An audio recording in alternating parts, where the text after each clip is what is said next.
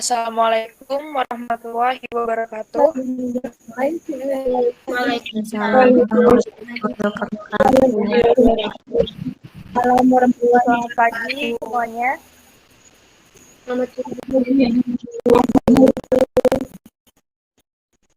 Sehat semua ya. Alhamdulillah, Bu. Alhamdulillah sehat, Bu. Alhamdulillah. Kita masih diberikan kesempatan untuk melakukan pembelajaran daring pada hari ini dengan keadaan sehat walafiat. Baik, sebelum memulai pembelajaran hari ini, marilah kita berdoa bersama terlebih dahulu. Silakan kepada satu anak untuk memimpin doa. Baik, sebelum memulai pelajaran pada pagi hari ini, marilah kita berdoa menurut keyakinan masing-masing. Berdoa dipersilakan.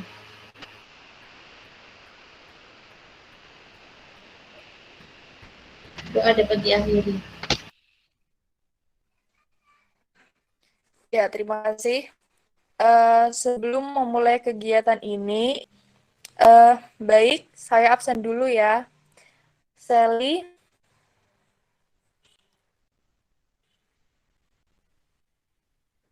Chelsea, Ada, Bu. Lailatul,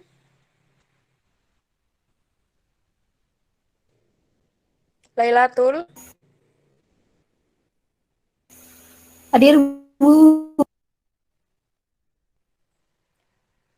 Eka Pinky, Hadir, Bu. Aida, Ada, Bu. Fatwa, Sakit, Bu. sakit ya. Tasya, Bu. Imelda, Hadir, Bu. ya. Untuk hari ini tujuan pembelajarannya adalah supaya kalian mampu menganalisis komponen kimiawi dan struktur sel sehingga memahami secara fungsi dan membedakan apa itu sel hewan dan sel tumbuhan. Nah, sekarang saya bertanya kepada kalian, apa yang kalian ketahui tentang sel? Struktur kecil dari makhluk hidup, Bu. Ya, kenapa? Putus-putus. Sel adalah struktur terkecil dari makhluk hidup. Ya, sel adalah unit terkecil dari makhluk hidup. Nah, sel itu sendiri melakukan metabolisme. Nah, metabolisme adalah rangkaian proses kimiawi yang terjadi di dalam sel-sel tubuh untuk mengubah zat gizi menjadi energi. Energi itu akan menjalankan fungsi dasar untuk bertahan hidup, seperti respirasi, pencernaan, reproduksi, dan lain sebagainya. Lalu, saya ingin bertanya, mengapa sel dapat melakukan metabolisme atau bioproses tersebut? Ada yang bisa menjawab? Belum tahu, Bu. Belum tahu, Bu. Oke, jadi untuk kalian supaya mendapatkan pemahaman mengapa sel itu bisa bermetabolisme, lalu apa saja komponen-komponen penyusun sel, saya akan menayangkan sebuah video. Kalian simak baik-baik ya. Iya, Bu. Ya, Bu. Iya, Bu. Tolong sekali di share screen ya. Tadi saya kirim Mohon maaf, di HP saya ada, jadi linknya saya kirim ke Sally. Adalah sel prokariotik dan juga sel eukariotik. Pada sistem 5 kingdom, kita tahu bahwa ada Monera yang isinya adalah bakteri ataupun ganggang biru yang memiliki sel prokariotik. Berbeda dengan yang protista, jamur, tumbuhan, dan hewan yang semuanya terdiri atas sel eukariotik. Kita perlu tahu bahwa sel prokariotik itu adalah sel yang memiliki nukleus atau inti selnya, tetapi di dalam inti sel itu tidak diselubungi membran inti. Sally, dari video yang sudah ditampilkan tadi, mungkin ada yang ingin bertanya? Iya, mau bertanya apa, Sel?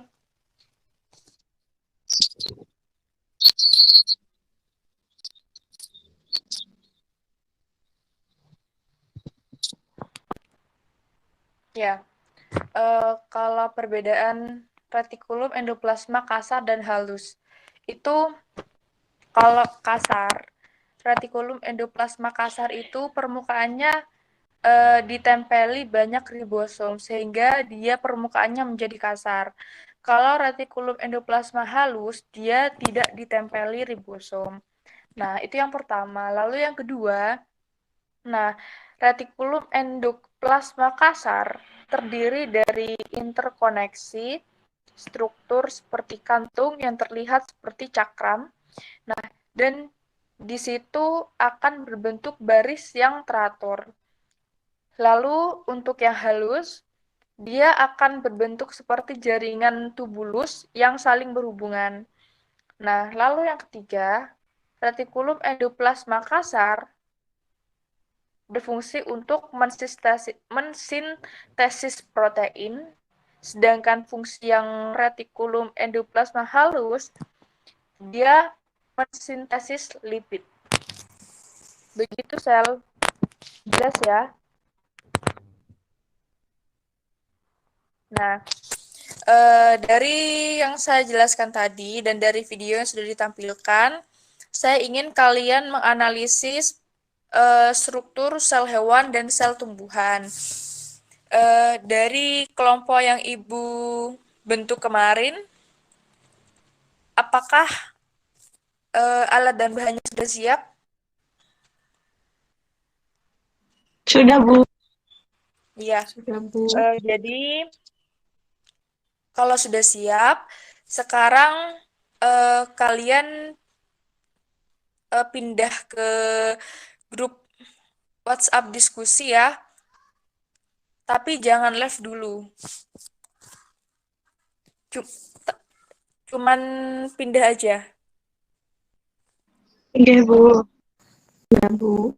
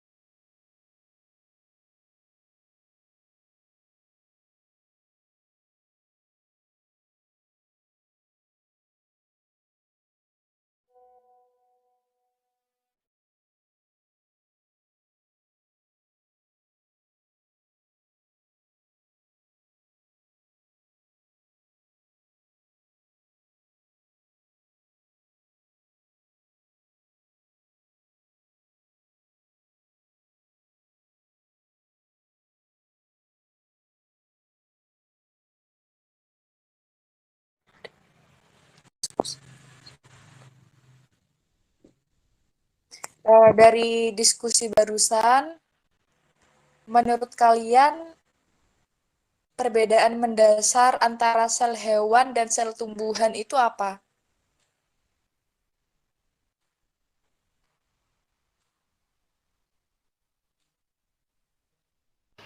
sel tumbuhan punya kloroplas. Kalau Kalau sel hewan ada dinding selnya, juga ada dinding sel yang tumbuhan ada.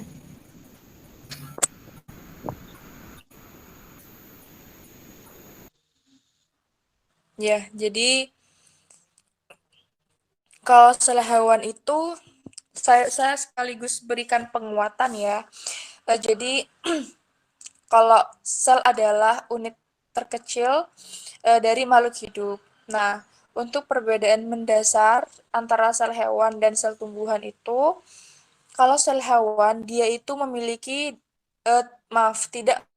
tidak dilindungi oleh dinding sel. Nah, sehingga bentuk tidak tetap. Lalu dia itu tidak memiliki kloroplas dan vakuolanya bentuknya tidak jelas. Lalu jika kita mengamati dengan mikroskop, dia itu gambarnya kurang jelas dan sifatnya heterotrof. Lalu jika sel tumbuhan itu membrannya dilindungi oleh dinding sel yang tebal dan kuat. Nah, sehingga dari dinding sel yang tebal dan kuat itu akan menyebabkan bentuk yang tetap karena rangkanya kokoh. Nah, oke. Saya kira untuk pertemuan kali ini cukup sampai di sini dulu. Buat kalian, makan yang cukup, jangan lupa istirahat, stay safe, stay healthy, dan stay home. Sekian dari saya. Kurang lebihnya mohon maaf. Wassalamualaikum warahmatullahi wabarakatuh. Waalaikumsalam warahmatullahi wabarakatuh. Terima kasih, Bu. Terima kasih, Bu. Ya, sama-sama.